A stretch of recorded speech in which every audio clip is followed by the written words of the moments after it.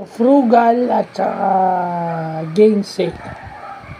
So yung frugal, lagyan natin sa economics and sa business, matipid o thrifty. Or cost saving o cost efficient. Yun. Frugal. Especially in terms of money. Matipid, masyado silang matipid sa pera at positively yun magaling silang mag-manage ng pera. Frugal, matipid, masinop.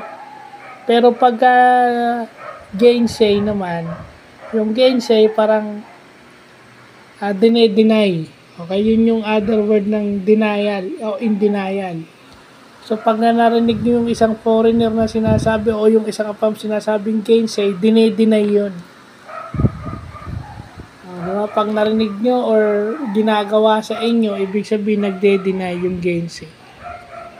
So, yun lang po.